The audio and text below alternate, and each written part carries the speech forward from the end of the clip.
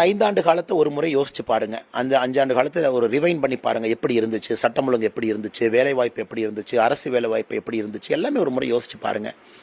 உங்களுக்கு இன்னைக்கு அடுத்த கட்டம் நீங்க செல்லணும், இளைஞர்கள் செல்ல வேண்டும் என்றால் மத்திய அரசினுடைய ஆதரவு இல்லாம சில விஷயங்கள் சாதிக்க முடியுமான்னு யோசிச்சு பாருங்க. ஒரு கட்சி எனக்கு மத்திய அரசே வேண்டாம், நான் மத்திய அரசை நான் பகவையோடு தான் வச்சுக்குவேன்னு சொல்றாங்கன்னா தமிழ்நாடு முன்னேறுமான்னு யோசிச்சு பாருங்க. இன்னைக்கு மற்ற மாநிலங்கள் எப்படி முன்னேறுது, ஆந்திரா உதாரணமா எடுத்துக்கங்க.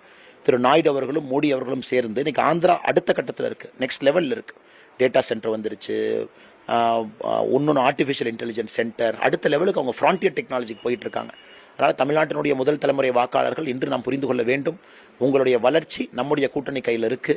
ஸோ பாரத பிரதமர் மோடி அவர்களும் நம்முடைய என்டிஏவும் தமிழகத்தில் இணையும் பொழுது மட்டும்தான் உண்மையான வளர்ச்சி. அதே நேரத்தில் எக்ஸ்பெரிமெண்ட் பண்ணக்கூடிய தேர்தல் கிடையாது. எனக்கு பிடிச்சவங்களுக்கு ஓட்டு போடுவேன், அங்கே போடுவேன், இங்கே போடுவேன், அந்த மாதிரி யோசிக்காம வளர்ச்சிக்கும் பொலிட்டிக்கல் கவர்னன்ஸை கொண்டு வரக்கூடிய திறமையான ஒரு இயக்கத்துக்கும் நீங்க வாக்களிக்க